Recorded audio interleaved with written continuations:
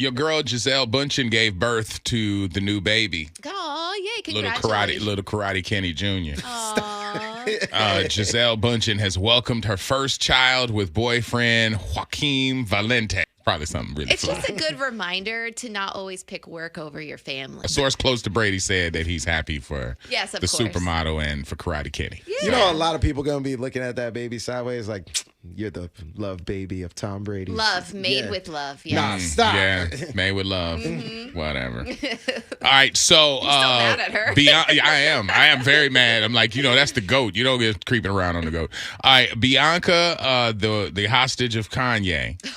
Her mom, Alexandria Sensori, had nothing to say to the press after her daughter wore the see-through joint for the Grammy. She said to the press, "We are just normal people living our own lives as privately as we can.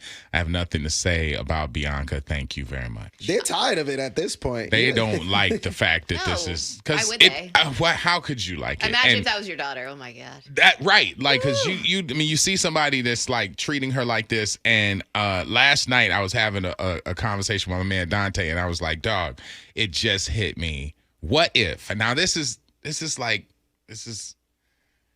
conspiracy. Okay. I don't want to be a conspiracy theorist, but all right, well, just a what if? What if? Because I'm not a conspiracy guy, but with Diddy going through everything he's going through, we see some of the fallout, and this is going to be down a rabbit hole. But like, for instance, Beyonce went up and her man last year basically got her the album of the year. Yeah. We all said that. Yes. So she goes up there and thanks, fans, God, Everybody but. family.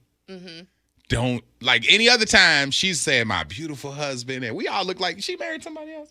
But still, she would address him in some sort of way, especially here. But she didn't, because we think it's because of the backstory with all that possibility of what could be tied to Diddy. Who else is tied to Diddy? Kanye? Kanye. So if Kanye is aware that he could possibly be implicated in this Diddy stuff, what is he supposed to do? He's supposed to maybe go hide. Maybe he gets nervous. Maybe the woman he's been messing around with has information that might be dangerous to if she's ever asked. So what do? You marry her. She did work for him beforehand. So you marry her. That's how they met. Right. So you marry her because a wife doesn't have to implicate her husband. Well, wouldn't. Not wouldn't, but you don't have to. You like if the courts won't make a wife or a spouse testify against their husband or their other spouse. Let me get you your background music. I got you. So All if right. Kanye is going to catch some heat from this Diddy thing, Yeah. and the one person who may have seen him do some certain things out there, you marry her and you keep her quiet. And you still treat her like she's some sort of like Property? yes. Okay. Like wouldn't you back away from acting that way if you're tied to Diddy in this whole trafficking world? It makes sense. Yeah. But you're out here on the red carpet with your naked wife, like, standing there like, yeah, and this is my property. Like, Yeah. this is what, like, what? All right, you had me, but honestly, I think you're overcomplicating it. I totally am. I said it was a rabbit hole, and I even said, I'm not a conspiracy person. Right. But last night, we were having that conversation, and he was like, man, what is up with your boy Ye? Nah. And I'm like, dude, he's really looking like he's some sort of sex master. Nah, I think his album's about to drop. He's trying to stir up a little bit of controversy so people start talking about him again because he has a track record of doing that. And she is like getting the money in the marriage. Like he's a billionaire now. She's getting half of that money. Like You think she's getting half of that money? You're crazy. At this point, yeah. But even if Kanye she's may not have a lot of common sense, but his lawyer might. She's on that crazy train. She's with him. As much as he enjoys it, choo, sir. as much as he enjoys controlling her, she enjoys being controlled because she's getting a lot of lavish things out of it. She's getting all that money. The lifestyle. She's good. Just the saying. lifestyle. People are talking about her. She likes it. She She was Googled more than the Grammys. Yeah, She beat the Grammys. She did. Yeah, Whatever. you're overcomplicating it. What you said sounds good. Damn. You got your Olivia Benson on. I think it's all about money, man. I'm just saying. If it comes down to it, you can't ask his wife. That's all I'm saying. I'll read her book whenever it comes out, though, because she's going to tell all the tea. Nah, I don't think so. I don't think she's going to be able to. You think she's going to be there for Because, a long haul? when you marry somebody like Kanye, there's ironclad, like, hey, you'll get paid this much, but you'll sign this NDA. You won't be allowed to say this. She ain't walking around naked because it's love. Right. That ain't it. No, she's walking around naked because it's Kanye, and he asked her to do it. Hey, babe, got an album coming out. I need you to do something. Show them things. Show them things. Let that thing air out. Let me show them things. Huge rest in peace for Irving Lorenzo, a.k.a. Irv Gotti. Yeah. Record executive, music producer, entrepreneur, video director, TV product guy. I didn't see that coming Founder at all. of Murdy Inc. Yesterday we got the text from Chris. Chris Lorenzo is his brother, and he wasn't in need of anything.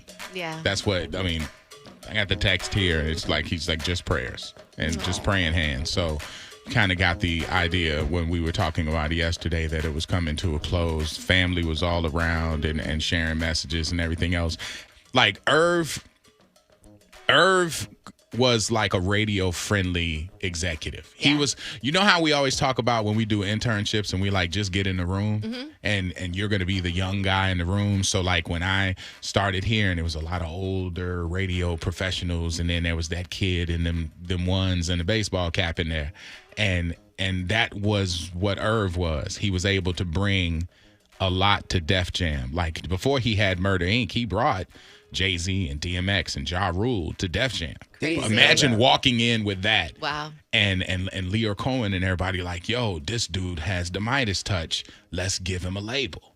And so he comes out with Murder Inc. and dubbed Murder Inc. because of the Murderer's Row from baseball. And everybody thought it was a murderous type thing, but he was like, we murder in the game with this lineup like Murderer's Row. And he was a tough guy. He got in a lot of heat with his mouth. Yeah. He definitely couldn't stop cussing. I remember we were at a certain restaurant in Tampa, and he was loud and cussing. And I'm like, bro, we got a nice this place. is Burns. We love Burns. They don't cuss in Burns. Right. Calm it down. And he, the last interview we did with him was when he was invited. It was when Michael Jackson was alive, and he was able to go to Neverland. And he said his brother, when they were pulling up, was like, man, act like we got money, man. We can't get in here and be like, like Michael Jackson. Ooh. Yeah. He's like, man, he asked us to come here. He want what we got, dog. So we got to act. And he was like hyping him up in the car. And he's like, they pull up into the gate. And he was like, yeah, we Murder Inc., son. He's like, boy, we got it, got it. We got it. He's like, and then an elephant steps like right in front of their car and walks on the circular driveway, like walks from one side of the driveway to the other one. And he looks at him. He's like, oh, this bitch different. yeah, you can't compete with elephants and roller coasters. Like just the elephant just walking around, no trainer, no nothing, just the elephant just stepped over the car. He's like, yeah, we different, dog. Bubbles This is the Mike's monkey house, jumped on the car. Yeah. You can just act in awe of MJ. like, and honestly, whenever whenever you put up stuff, trolls get at it. And there was one troll yesterday who was like, oh yeah, he deserves it or whatever because of how he treated his wife so trashy and blah blah blah. And I was like, well, how did you see that? Did you see that on a reality show? I was like, because reality shows are edited so it can be entertaining and so they could create. Well, I'm like, we've been talking about it for a couple weeks with this Wags to Riches thing. So I'm like, I get it why you got that impression. But those of us who know him and know, think about it. Ashanti's first show was Wild Splash. Wow.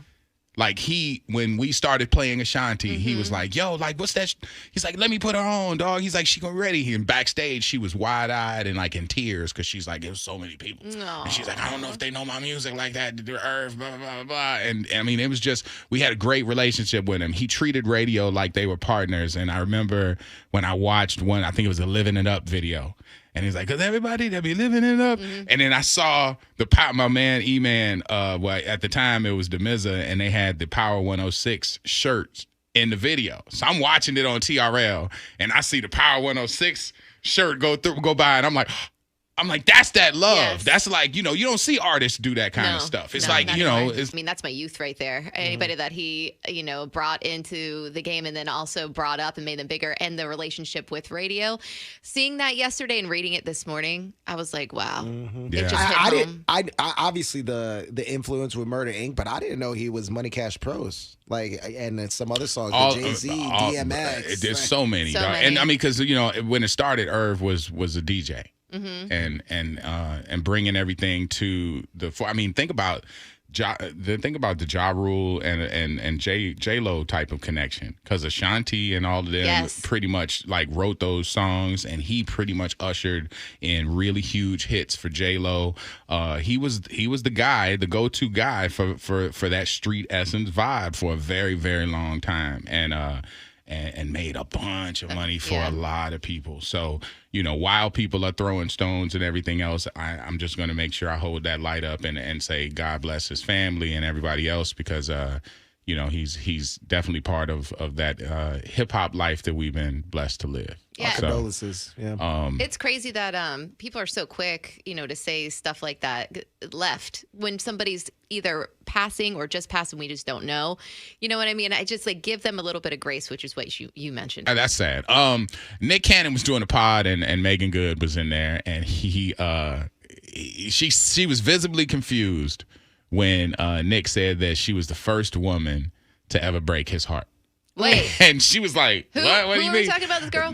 Megan Good. Well, okay, yeah. Yeah. And so he kind of went into a story about it. But he credits her for being the first woman. I guess he shot his shot and it didn't work out or whatever. And we know he has shot many shots afterwards. So I don't think it deterred him in any way. Yeah. But, can you name, when I saw it, I was like, I was going to ask you guys, can you name the first person who broke your heart? Yes.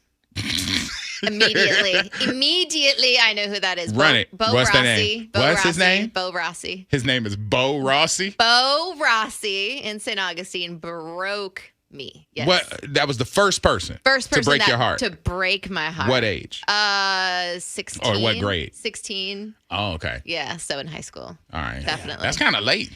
Yeah, to be heartbroken. I wasn't allowed to date until I was in high school. So. Oh, I'm not. I had to wait. Yeah. Okay. All right. Mine was her name was Gabby. I'm not gonna do the last name, but Where she live here? No, she lived in New York, but she was the girl Tell her last name. It was the girl that got. We're gonna put this on YouTube. We're gonna put this on YouTube so she might see it. She was actually the girl that took my V card. And then what happened? Why did she break your heart?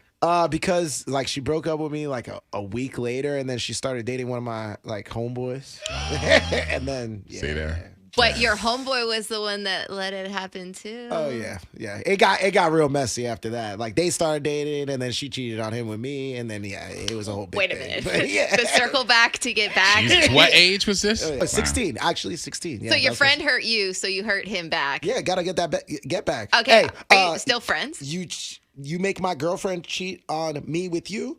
Next page. You make my girlfriend cheat on me. Yeah, boy, you see how that sounds? I got my back. Are That's y'all why I'm still not friends? saying her last name. Are y'all still friends? Which friend? The guy. Oh no. Man, we used to be best friends, and we're not friends. And then you did that dirt. Yeah. He did it first. Wow. He did it first. Oh my God. What about you, O?